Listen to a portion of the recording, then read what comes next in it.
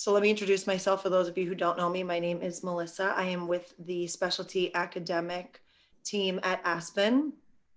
Basically, what I do is I do events with residency programs to kind of let you guys know what opportunities are available to you at Aspen when you complete residency. So I'm kind of like the brand ambassador between Aspen and the residency programs. I work with oral surgeons and endodontists. Pre-COVID, I was traveling, so before COVID, I would have been there with you guys, and we would have been having a nice dinner somewhere. So hopefully, we get to do that some point soon. But for now, we're kind of doing these virtual things, which it's definitely not the same. But one thing I do like better about the virtual is that we get to have doctors with us, like Dr. Whiting, so you can hear, straight from the horse's mouth what it's like working as an oral surgeon at Aspen. When we're traveling, I can't really get the doctors to come with me. So this actually is better in that sense. So yeah, Dr. Whiting, you want to introduce yourself and just give a little background? Yeah, I'm originally from Utah, did dental school in Maryland, and then I actually worked as a general dentist for Aspen for 2 years, and then did the 6-year oral surgery program at Kings County Hospital in SUNY Downstate, and I finished that in 2018. Went to private practice for a little while, and then went back to Aspen. I've been there about 2 years now. Yep. And you're working where now? Pennsylvania? Northeast Pennsylvania, yeah. Yeah, when I met Dr. Whiting in February and he told me the story about how he was a dentist at Aspen first, and then we were joking around because I think, you saw how much money the oral surgeons could be possibly making, and you said, oh, maybe I should go back to residency. 6 years, no, it's worth it.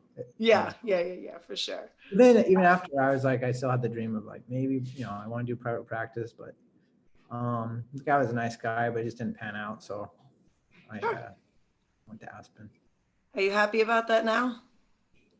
Yeah, it's made a huge difference in my life, especially my wife's a pediatric dentist, and I have 2 small kids. She's not able to work as much. She had a ton of loans from Tufts, great school, but it really buries you in debt. And then I have medical school debt, dental school debt, all this stuff. So just wasn't going to work out with the traditional model. I felt like, so I started later because I grew up in Utah and going to mission and everything. And 2 years, so I was 37, 38 when I got out. So I felt like I had to kind of hit the ground running a little bit more. Yeah. So. Guys, we want this to be like as interactive as possible. So at the bottom of your screen, you'll see a Q&A button. It's like a little chat. So you can post any questions that you have for myself or Dr. Whiting in here. If you want to just, introduce yourself in the chat. I'm sure, you all have questions. Dr. Fahmy and I have spoken quite a few times. But for those of you who don't know, a lot about Aspen, no question is off limits. So feel free to just shoot them. Okay, so here we go. I visit 14 offices. Nice. Someone else from Utah. Nice. I love Utah.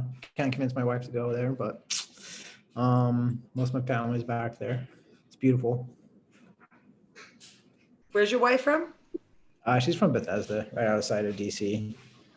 So she wanted to go back to DC. Her dad is an orthodontist, and she had the dream of living kind of in a city. And I think DC is where dentists and oral surgeons go to die. The competition there is just so intense; it was unbelievable. So, yeah. But DC is like a real stretch for Utah, I think. Well, I mean, for a long time. Because I went to dental school in 2006 in Baltimore. So I'm very hardened now. Yeah, you're an East Coaster now, like me. Yeah. So Dr. Whiting mentioned that he covers 14 locations. Just so you know, guys, every single territory is set up differently. So, that's his particular situation. But depending on where you want to work, how many offices we have in that general area, what the need is, there might be a surgeon covering those offices already and we don't need someone there or whatever the case may be. So the needs kind of change all the time as far as what's available. And so every single oral surgeon at Aspen Dental does not cover 14 offices. Some actually cover more. I have guys that do 20 offices one day each per month. And then some are less. And, you know, there are part-time opportunities, full-time. So that's really dependent on the particular situation. Yeah. I mean, I think if you can do a full time, it's definitely worth it. But if you're wanting to do some private practice or build up your private practice and do Aspen at the same time, it's totally fine to do that. Yep. And sometimes it's a matter of location, right? Because yeah, I mean, some areas don't have that many offices anyway, right. so they have 4 or 5 offices. I mean, obviously that's not going to be sufficient enough to have a full schedule. Sure. So, yep. And that's why a lot of our specialists will work for us part-time. Like we employ tons of people that are active military. And, you know, if they're in an area where there's only 1 or 2 offices, you know, and they're covering 1 or 2 days per month, then that could work out. So again, you know, for you guys that are out there listening, like we could always talk offline. If you have questions specific about different locations, we could always, you know, chat about that. So question is, how many offices do I go to a day? I just go to 1. Some people split it up. I just don't like to do that because you have to go set up, take down. And so I'll say you're running a little bit late or something, and then you have to travel somewhere to take down. It's just, I feel like the logistics of that is too much, and I don't do that. So yeah. I will do, if they don't have a full schedule, I'll do it just a half day somewhere. So where do you practice now was a question that came in. Yeah, so Northeast Pennsylvania. I live in Bethlehem, Pennsylvania, or Allentown. It's about an hour and a half away from New York City. It's actually a pretty nice area. I didn't know the area at all until I moved here, but we've been very happy with it. So I think a big thing that holds people up with Aspen is it's not a traditional place that they would consider living. And my answer to that, if it's a full-time, I mean, they'll show you the numbers of what the offices are doing. And if that, you know, if the offices are doing well, you can have like, you know, sufficient schedule. I mean, live somewhere. Look how much work we've already put in to be oral surgeons already. I mean, just, you know, take the time and get ahead a little bit at the beginning and go somewhere where you wouldn't consider before. My wife really wanted to live in the city, but she quickly changed when she found out you don't make any money. I feel like her and a lot of people, right? Yeah. So we get a lot of people that come back to us after they say no to Aspen, and then they kind of get out in the working world for a little bit and realize how tough it is a lot of times in the major cities because there's a lot of competition. There's a lot of competition. Like all-star oral surgeons have been there for a long time. So you going there and saying, hey, here's some cupcakes, please send some patients my way. That doesn't do too well. But so what's the most difficult part of the transition from residency to private practice? I think this would be different for every residency because every residency has their strong and weak points. Mine was pretty strong on just general oral surgery. So I feel like I was prepared for what you do. My schedule is about half of the schedule is about wisdom teeth, and the other half is like full mouth extractions or other types of extractions. Then I do probably 15 to 20 implants a month. So some definitely do a lot more than that, but a lot of my general dentists in my area do implants, which is totally fine.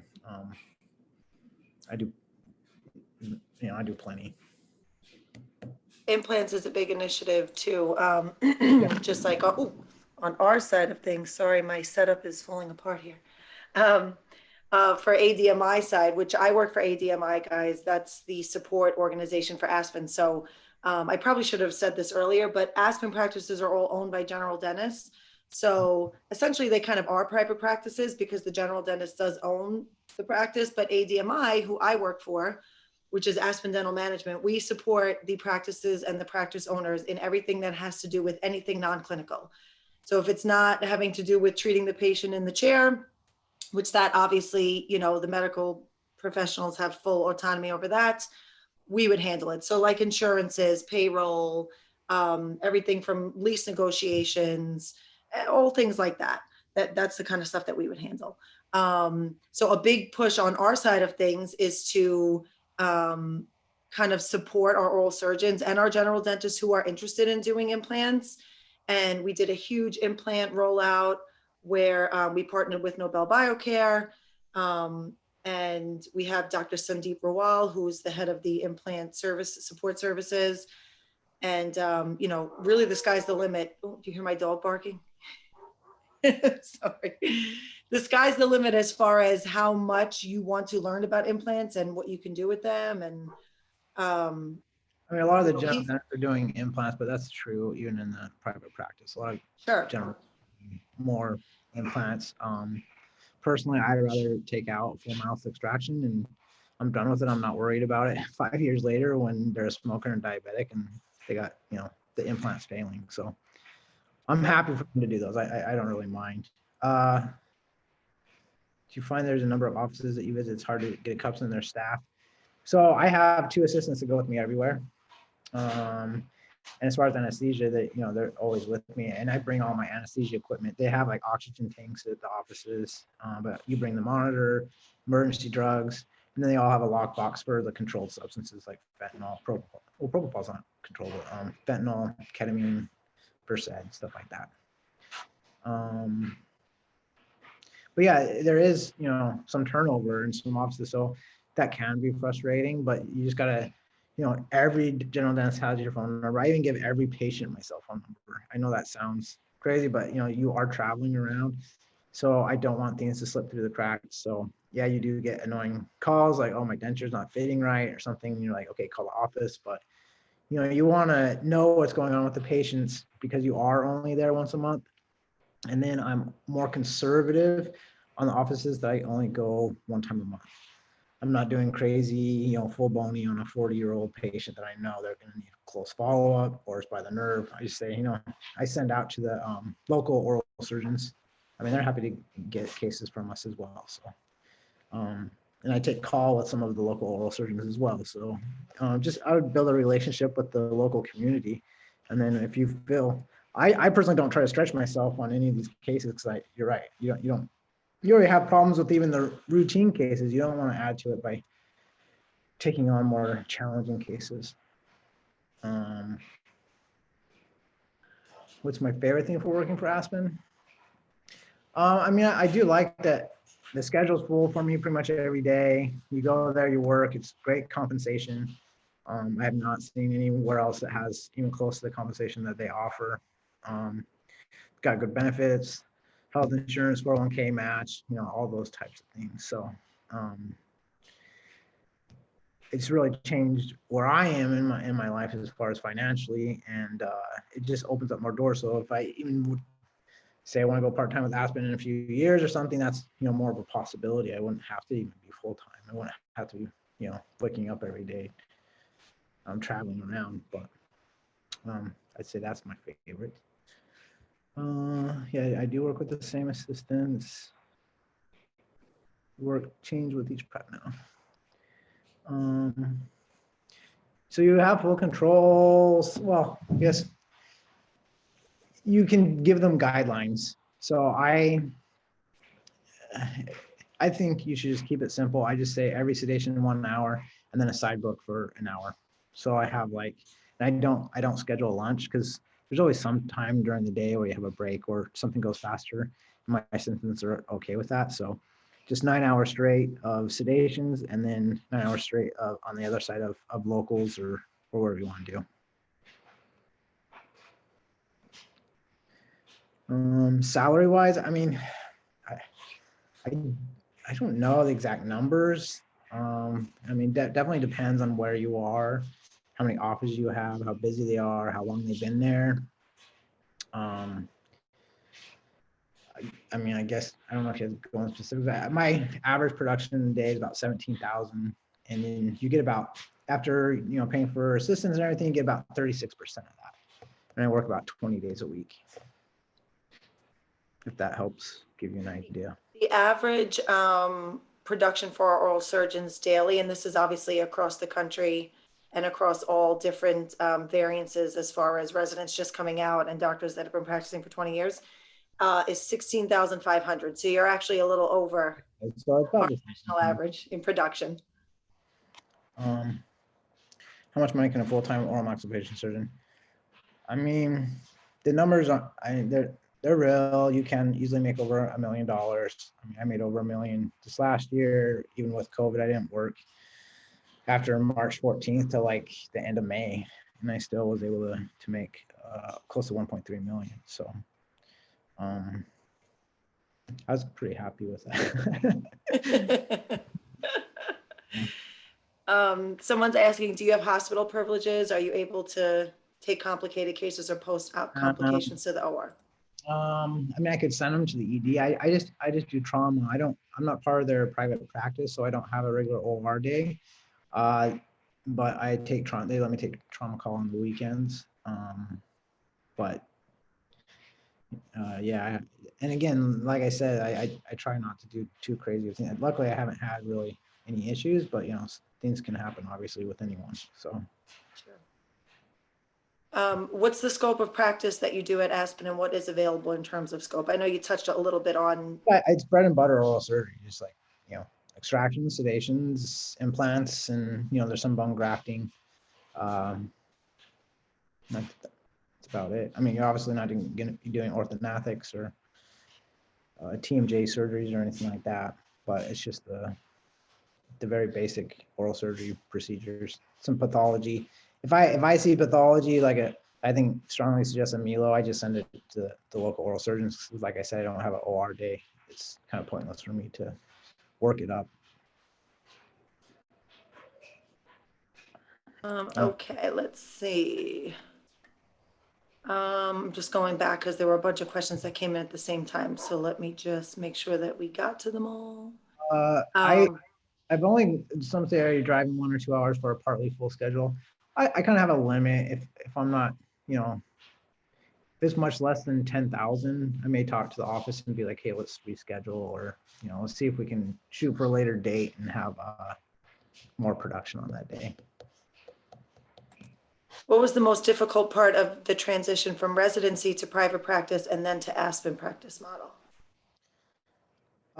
Yeah, like I said, I mean, it's different for everyone, but we didn't do sedations by ourselves. We did it with another resident. So I think doing sedations by myself and pushing and pulling, and I mean, it sounds simple, but that was kind of an adjustment for me. But you get used to it. You get your routine of what you're willing to give patients. I keep the sedation. Luckily, the sedations for Aspen patients, they're not kids for the most part. It's very rare you have anyone under 15. So they're more cooperative. You're not having to put people in deep sedation. Really, it's more moderate conscious sedation. A little Versed, maybe some fentanyl if you want, and maybe little bumps of propofol. But I keep it extremely, safe and simple. I don't know if you kind of touched on this before, but someone was asking, is it hard to get accustomed to the staff and the equipment when it comes to different offices? Yeah. Yeah, it can be. Some offices are harder than others.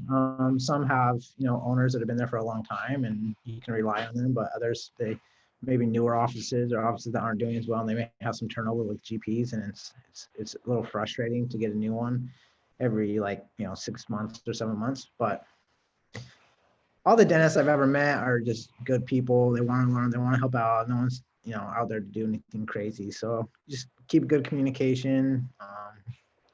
And for the most part, it works out pretty well. You can check your schedule before you go in every day. I personally ask the general dentist to give me a heads up on anyone with compromised, medical problems or more difficult cases, to send me a text or tell me to look at the chart. And that works pretty well. I know we spoke about this before, Dr. Whiting. You're not a big fan of the app, right? Was that you that said that? I mean, It it's hard. was, right? Yeah, it sounds good in theory that you can use the app and you can check your schedule every night, but it's really slow. It's cumbersome, and you're not going to work you get to the office at 7, you leave at 5, 6. You're not going to come home and look at X-rays for the next day or the next couple of days. It's not practical. I don't think if you have less offices, sure, you could probably control it more, but I think my kids and my wife would probably kill me if I did that. Well, the point is that you can if you want to. Yeah. Yes. There is an app that you can access from a mobile phone, any device, where you could kind of see all patient records. I think a lot of hospitals use Centrix, remote access. So you can even see CT scans and whatnot. But like I said, it takes a long time to see these things. Sure. Not, and on that note, guys, all of the offices will have a cone beam by the end of this year. So that's another nice. Yeah, hopefully. I mean, some of the older offices, all the new offices are getting them. Some of the Yes. older ones, I'm not sure. I I think I only have 2 offices that have them, so I would love if some of them got more, but They're coming. I yeah, think by the end of it was supposed to be the end of last year, and then COVID came. And it wasn't even that we didn't want to buy them. It was that the manufacturer couldn't get them to us. yeah. So now Um, they're saying by the end of 2021. they said So, that. Okay, yep. good. I hope so. Um, It would help. What kind of involvement do the general dentists have? I mean, you got to work with. I mean, it's easy to say hopefully minimum now, but if you really want to do well and you want to have a good relationship, you got to get involved in them. You can't. I mean, they're feeding you patients. They're giving you quite a nice income for what they're doing. So I think you got to respect them. And no, they may want to come in and see what you're doing. And if you think they're doing something that they shouldn't be doing, you can always talk to them or whatever. But they don't have to say really what you're doing, but you definitely want to have a good relationship with them, not like I'm a specialist and you're a general dentist. That's definitely not what you want to have. You want to have like a peer-to-peer relationship. And that's with, even if you go in private practice or whatever. So the hand pieces I have 2 BNRs. They're amazing. They're really good. Implant kits, I use Nobel. Mostly I use Nobel Active implants. I bring the hand pieces to every office because they're over $10,000 each. So to have like 28 of them is unrealistic. And then I have 2 implant kits, and then also a guided kit I just take with me everywhere. someone asked about, yes, the specialists are paid as a W-2 employee. You are employees of the practice owners that you work for. We do not offer an option for a 1099 at this time. As far as deducting travel expenses, I totally get where you're coming from with that, but unfortunately, You can get right, a car. if you're full-time. So a lot of what Dr. Whiting is talking about is for full-time, as far as he mentioned before about the 401k, the health benefits, all of those things. So full-time is considered 15 days per month or more. And if you're a full-time employee, you are eligible for all of those things. So medical, dental, vision, 401k, life insurance, and you can opt in for a company vehicle. Yeah. Do you have the Pathfinder? I do, and I Okay. opt to pay for my assistants both to have cars as well. So Yeah, that's kind of what you can do for your assistants is, to have them be loyal to you. I mean, it kind of comes out of your paycheck, but I mean, come on, I mean, you're making so much, you might as well, have some money come out and pay for their cars, and give them some incentive for traveling around everywhere and sure. working. Right, because they're traveling to all the offices that you are, and they're not making over $1 million. They're not. You see what comes out of your paycheck. Yeah. I think it's shared between the offices and you, so you see how much they make, and you're like, wow, Sure. let's Yeah, try to I help know. out a little bit more. So Yeah. And buy them lunch every once in a while. Keep them. yeah, I try to buy them lunch several times a week. I collect all the crowns that we have, and since we take out so many teeth, every month we get several $100s. One month we had $1,400 worth of crowns that we sent in, and I just give them all of that. So if we're busy, they're like, oh, they see the crowns, they're like, okay, I'm happy about that. So they get excited. If we're busier, instead of being like, they don't get any incentive for it. Thanks. Does Aspen purchase the hand pieces? Yes. Yeah. So at the beginning, they'll give you one. And then I think the second one, what they do is say you produce like 100,000 and the handpiece is 10,000, they'll take it out of your production and then they'll say, okay, now you get 40% of that, if that makes sense. So they kind of share the cost of the handpiece. But they were very generous in setting me up, all my equipment, got me sinus lift kit, pretty much got me anything I wanted. That's, dental alveolar, obviously. And I was very happy with, the equipment, and then you can get whatever equipment you want afterwards. And it just depends on how much you want to spend, obviously. Yeah. And like you said, a lot of it could be a shared expense as well. So you wouldn't have to incur the whole thing. Yeah, pretty much all of them are shared expenses. Yep. Is that true for implants as well? Yep. Yeah. I think so. They have an amazing deal with Nobel. It's like 100. I was just going to say, we pay nothing, right? Close to it. 120 an implant. Pretty nice. Yeah. So, Let's how far in see. advance did you get the office procedure schedule? I mean, it's developing over time. They could add a patient the night before, so or it can change. That's why I don't get too crazy at looking at the schedule, because it could change daily. That is probably, I'd say, the most stressful thing is just waking up in the morning, finding out what your schedule is, and kind of seeing how you can make it happen with the schedule that you have. So you can do consults, but it's hard if you're only going somewhere once a month. You can't do like 10 wisdom teeth consults and say, okay, we'll do it in a month. And they're like, well, I'm going back to school in a month. And it's like, it's kind of hard to do that. So, yeah. Do you need a DEA at every office? Do you front that on day one, or does Aspen help? And they share the cost of that. They take that out of your production. So, yeah. But yes, you do need one at every office. Day office. one, they take it out gradually over the year. So I had 13 offices, and every month with my bonus check, I think they would take out like one office or something like that. Like, so it wasn't all at once now. These are really good questions, guys. Thank you so much for participating. Sometimes we get crickets, so appreciate you guys. Yeah. Let's see. So, I mean, I have a list of questions here that most residents will ask, and a lot of this we kind of covered already, but a lot of times they want to know, because obviously it's not the traditional setup, right? When you're kind of traveling with all your equipment. Yeah. So a lot of people ask about that, how you handle sterilization when you're traveling and things like that. I mean, my assistants do all that sterilization. I'm involved with it, but like I said, I carry a lot of the equipment. I got them, not the Pathfinder, but what's the Nissan below the Pathfinder? The Rogue. Rogue. So they both have Rogue. So they both have room to like carry stuff. And then, you sterilize stuff at the office before you leave, or you put it in a bag and plan to sterilize it in the next office you go to. So. Are you using cassettes? Do they use cassettes? Yeah, I might for Yes. interaction. They have all the tools. They set it up the same every time. So you're not looking for, Yeah. Most of the, I know I worked for Patterson guys before this. And so I've seen a lot of offices, and cassettes were, kind of like a newer thing in the past, 8 or so years.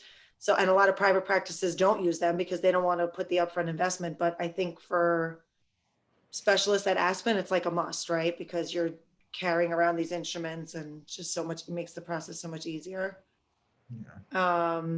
Do you get to choose what brands you want of certain types of equipment and supplies, or do you have to go with what Aspen chooses? No, you don't have to go with what Aspen chooses, but they have deals with all these manufacturers, so it's much cheaper. Yeah. There's stuff that I order, like I like these throw packs that I like to order. It's from a company in Utah, and I tell them the website and how want, and they order it for me. So if there's specific things you want, you just have to put it in the comments, and they're very good at finding it and getting it for you. I mean, they're obviously not going to get you things like for cosmetic surgery and stuff like that. It's got to be related to what you're doing with Aspen. Right. Is very good at getting what you want. Yeah. So we have an anonymous question. General dentists see the post-ops ? Some if I feel like it was a more difficult case, I set them up for a post-op. I try to make my schedule where I'm at least close to that area, because some of them they're like 30 minutes away from the offices. So if I'm in one area and then the next week I'll be 30 minutes away. So if I know, and they're they can go to that if they have any issues. So yes, that probably is the most frustrating part, is you're not able to see all your post-ops. But like I said, that's why you try to be more conservative on what you're doing as well. You gotta be very mindful of what you're doing. How about consults? Yeah, cowboy out there. Yeah. Are you doing consults on patients? Are you always doing your own, or the general dentist doing them for you? Medically compromised, or more complicated implant case, you definitely do consults. Yeah, I probably have 2 or 3 a day at least. So you mentioned before you got a sinus lift kit, so you are doing sinus lifts? Yeah, I don't do a whole lot. I probably do one every 3 months. Honestly, I don't do that many. I thought but it doesn't present itself as much as I thought it would.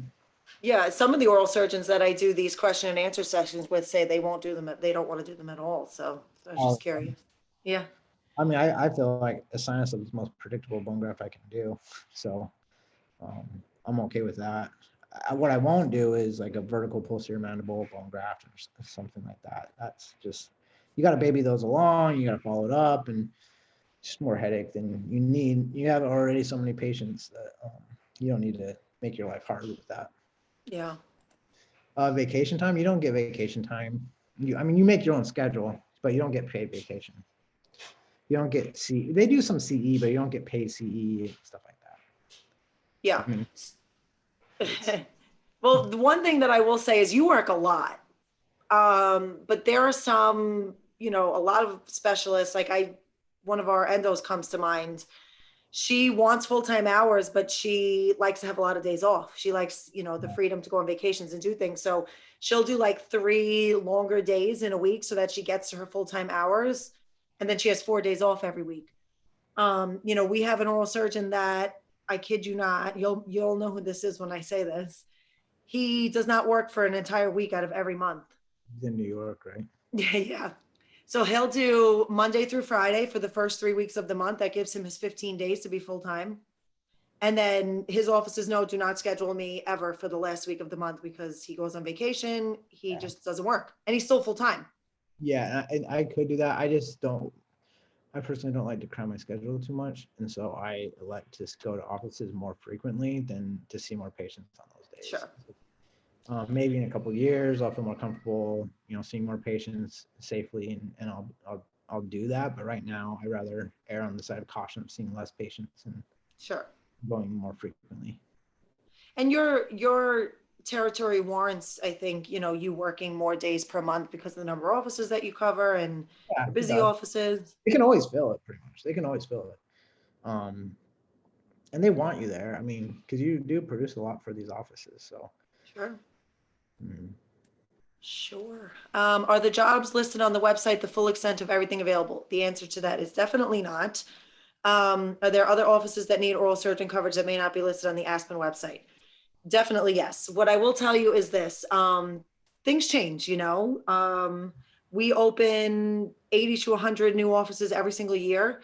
The needs of the offices change. People retire, people move, people get shuffled around, markets split. For example, this just happened recently in Ohio, and there was one oral surgeon covering X amount of offices in an area, and he was just getting too busy.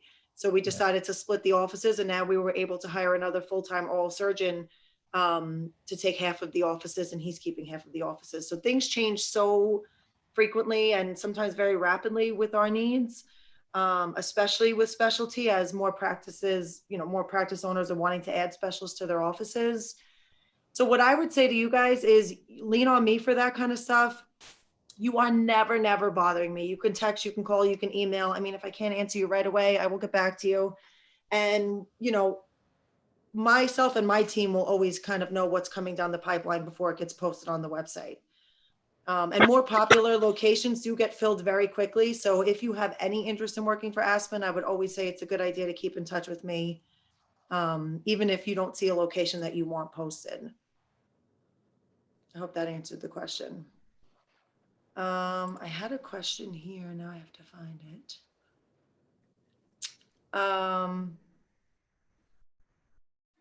Okay, I totally lost my train of thought here, guys. Let's see. We went through all the questions here. Anything else? Anybody? A lot of good questions already, right? We kind of went through a lot. Just if you could quickly go over, this is the question I was getting at.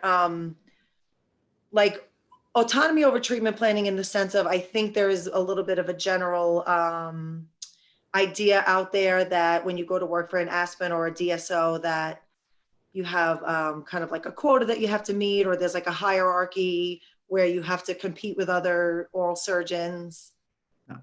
Um, so the other oral surgeon in my area is the highest producing oral surgeon, and sometimes it gets to me a little bit. Like, he produces so much more than me, but and we have one of the same owners, and the other owner's never like, hey, look at this guy's schedule. Why aren't you doing this? Like, I just know I can't do his schedule, and that schedule is okay for him, but I'd be stressed out. I just couldn't do it. So no, I mean, as long as you're treating the patients well, you're getting along. The big thing is they want you to get along with the GPs. They want you to get along with the offices, and just help produce and do what's right by the patients. I mean, they're not. No one's out there to like just. I mean, yeah, everyone wants to make money, but these are still good people that still want to do right by the patient. And you can always say no to a case that you don't feel comfortable with. I've done that several times. And as long as you have a good relationship with the GPs, they understand that, and you talk about why you wouldn't want to do that wisdom tooth or take out all those teeth on, a 90-year-old patient that just had IV bisphosphonates or something. That luckily that doesn't happen very often, but it can happen. So See, COVID, how have you seen the practices change as far as number of patients? Obviously, you said you still did very well last year and you didn't work for a few months, but yeah, surprisingly, it was very busy this summer, very busy this fall. Obviously, we took all the precautions, N95s, the PPE, screened all the patients. I'd say the last month it's kind of slowed down a little bit, just with the numbers rising. I think, the vaccine coming out, I think people are kind of trying to hold off till they get the vaccine, but it's been very busy. So um, people are home and want to get things done. and also I think offices were closed, like March, April, and so Yeah. you're getting kind of that backflow of people that were putting things off, so like when the summer came and things opened up, everybody was rushing to do all these things. Yeah, I think July was probably my biggest month. Yeah, for Aspen in general it was, but that's the reason I think, people Yeah, were holding off. cases that were like waiting to happen. Yeah. Yeah. Oh, we all did that, didn't we? I mean, everything I had to have done, I just got the restoration done on my implant that I've had since last year because it was just like life got put on hold and everybody was just like, if I don't need it right now, I'm not going to do it. Yeah, definitely. Yep. When you decided to work for Aspen, do you feel like it took you longer to start as far as like corporate red tape, paperwork, and credentialing and things like that? Um, yeah, I mean, some of the older dentists definitely don't like corporate dentistry, but it's definitely changing. The stigma is, definitely not as bad as it was even 10 years ago. And they're seeing that a lot of people that are in corporate dentistry are good people. They do good dentistry. They're not just trying to like turn over a profit, and it's here to stay. So either embrace it or, I mean, Yeah. and work with these people and make sure everyone gets along and does well. Or as far as anesthesia, no, they're pretty nice. They were very curious when they came and did my office evaluation. They're very curious about the setup and how I do everything. But they're really nice with me, and now they ask me to go around and do like anesthesia evaluations for places and stuff like that. So I just try to get involved with the other oral surgeons, as much as I can. So have a good relationship with them. The other oral surgeons that work for Aspen? Just in the area. Yep. Yeah. You had mentioned something about that the last kind of session we did like this, and that's something that really stuck with me. And I say this to a lot of people that I speak to. Mhm. You were mentioning about like, even though we're in our Aspen bubble, like you feel that it's important for you to be out there and kind of with, in the groups and the study groups and whatever with the other oral surgeons, because then they can see that you're a real person, you're a good person, you're a good doctor. Because no matter what, you're gonna have a patient that's upset with you that goes to another oral surgeon and is like, Dr. Whiting, blah blah blah, Aspen, this. But the same thing happens to me. They're like, doctor, the oral surgeon from this other private practice. They come to me and they say, I mean, I would never tell them that, but it goes both ways. They think they're kind of superior because they're not corporate, but Yeah. But like to your point, I thought that was such a good, observation. I think because we work for Aspen, right? yeah, We are kind of in the Aspen bubble because yeah, we network with other Aspen people and Aspen doctors and you do your CE courses through Aspen and like everything's through Aspen. yeah. But That's if you're visible in the community, then the general dentists and the other oral surgeons in the area will see that you're a good guy, and you care about your patients. yeah, exactly. So Any other questions, guys? Oh, we got one. Did you find that you were slower when you initially started with Aspen and were the GPs okay with that? Yeah, I'm definitely slower than the oral surgeon that was here before me, and it hits your ego a little bit because they're always like, oh, they would do this many stations or do this, like the patients were out so much quicker, and you just gotta be comfortable with what you're doing, and you can build speed, but even if you don't, if you're seeing 9 sedations a day and doing 9 side bookings, you're still doing quite a bit of procedures. So, and you can go there twice a month if it's a really busy office. So I think for the most part, they're happy. And there's only so many big cases too. So, you get those big cases in, and then the other ones will be like a small, 2 teeth or 3 teeth. And if you have to send those out, it's not really a big loss at all, Yeah. I think. But yeah. Do you think that like the GPs and the owners kind of expect a little bit when you come out of residency to not be As fast. as fast as, let's say, an experienced OS? Yeah, I'm sure they do. Or they want to know how you do things and kind of get used to you and see how you do, how you schedule, what procedures you're willing to do, what ones you're not. And you have to do the same with them. Yeah, exactly. You gotta Kind of get comfortable with them, how they work. yeah. Um, Just try to work hard. Everyone's an oral surgeon. If you went to oral surgery, know how to work hard. Just work hard, do it right, and I think you'll do fine if you do go to Aspen. If someone complains about your production, then there's always going to be people that think you should do more or less, but you just can't let it bother you. Just do what's right. right. And that's going to happen in any environment. Like a lot of times we get these questions, and I just think to myself, if you went to work for someone at a private practice, Yeah, I would get that all the they're time. going to do the same thing. Like this one case, private practice, this guy had like knife, edge ridge in the posterior mandible, diabetic, smoker, and he wanted, vertical augmentation and horizontal in the posterior mandible. I was like, I just don't want to do this. This is almost guaranteed to fail. And the GPs are upset, and then they don't get the implant. They don't do that. So I feel like you can have more power to say no with Aspen than you do actually in private practice. Because in private practice, they'll just shop around. They'll find someone that will do what they want to have done. And you had said something else the last time that we did one of these about when you went, to work at a private practice, you didn't really have the patient load. You were kind of being used by the practice owner as someone to go out and get patients. You gotta be careful. If you're, this is what I learned. If you're joining a practice, only one oral surgeon, you gotta be very careful. You're gonna be used more as a marketing tool. It's very hard to jump from one oral surgeon to two with a full schedule. So, in the job description, they're going to say young, motivated, energetic, and stuff like that. Those are, words you do not want to see as much as possible, because they want you more as a marketing tool to build up their practice. And, they just don't have it's hard. It's hard to jump from one oral surgeon to two. It's just, if you're trying to get more experience as just like a general oral surgeon, I would join a practice that has several oral surgeons. Yeah, that's a good point. Yeah. So all in all, would you recommend Aspen to someone right out of residency? Yeah, definitely depends on what you want to do. If you're wanting, you don't feel comfortable going out and being on your own, that's completely fine. I've had some people I talked to and they just wanted to do private practice for a year just to kind of get their feet wet and see how the real world oral surgery was. And, there's nothing wrong with that. And I kind of did that too. I think it was valuable doing that. Do I think I could have done Aspen right away? Yes, but there probably would have been a little bit more growing pains.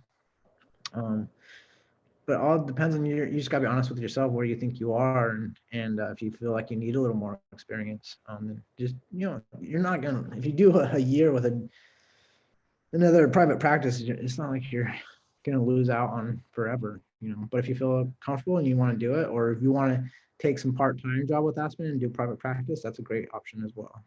That's exactly what I was going to say. We have a lot of specialists that do that, for that reason. They get to maybe work with another oral surgeon in a private practice, so they kind of get more of a side by side with someone, and then you can supplement your days with Aspen and make really good money even as a part-time. You'll be like, oh, that one day Aspen made more than 6 days. Right. Well, that's what I was just going to say. That's kind of what usually happens. Like people have that idea in their mind. And then after like a couple of months, they're like, Why am I doing this to why me? exactly? Why don't I just go to Aspen full time? Because you literally make 5, 6 times what you do for the regular oral surgery practice. So, and I'll typically get people that ask me though, well, how is that possible? You know, those numbers, if they are real, which they are, you know, you must be overcharging or you must be, you know, doing things for patients that they don't need. And that's so far from the truth. there's so many teeth to take out. There's Yeah. plenty to do. There's a certain type of patient that goes to Aspen. That's the patient that hasn't been to the dentist for several years. They're like 50, 60 years old and their teeth are just bombed out. They've known for several years. They just want to do dentures and they're finally going to go do it. And so you take out all their teeth and that's, they can't do an all-in-four at $25,000 per arch is not an option for them. If it is, I always give them that option, but for most patients, that's not possible, but you take out all the teeth that are, need to go out. And that's why you have these big days is because there's so many full mouth extractions. And I do not take out, if a patient's like 34 and they just want all the teeth out because they've had some cavities and sensitivity or something, there's no way I'm going to do that. I just tell them no. It's just not going to happen. So I think that's why Aspen has such big days is because of those full mouth extractions. And they're pretty easy cases. I mean, it'll take you less time to do that than a hard set of 4 wisdom teeth. Yeah. And you have less complications too. Yeah. But I say with my most complication with old patients is going to be sinus opening because there's a lot of single molars that you have to take out. But you'll get good at closing those. That's all the questions that came in, and I know you had a really long day, so we will let you go if no one has anything else. But I have all of your contact information, everyone that attended. That I obviously I drive a lot. I could always give you a call when I'm driving home or whatnot, and I can go over it with you. So. Yeah. Any other questions? Or we're just getting some thank yous coming in. Any other questions that you think of after the fact, please reach out to myself. I can get you in touch with Dr. Whiting if I don't know the answer. And I really appreciate you all hopping on and joining us. Dr. Whiting, as always, you're the best. I appreciate you so much. And I won't see you this February vibe, but I guess maybe I'll see you in March. Oh, before we go, guys, we are doing a virtual vibe session in February. It is February 6th. It's a Saturday. Vibe is an awesome event that Aspen puts on. We used to do it in person, but now it's virtual, which, kind of a bummer, but at the same time, you can kind of do it from your kitchen table in your pajamas if you want. So that's kind of nice. You don't have to travel.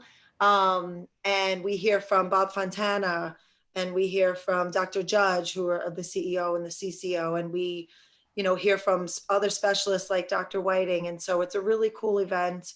You'll get a nice swag box sent to your house if you register and join with some Aspen gear. And if you would like to interview at Vibe, you have the opportunity to do that as well. I can set that up with you. We're interviewing anyone who's completing residency this year, people who are completing residency in 22. We can have a conversation about that as well. And if you interview at Vibe and you wind up signing on with Aspen, you are eligible for a $10,000 sign-on bonus. So that's kind of nice too. So I'll get you guys more information on that. All right. Thank you. Bye. Bye.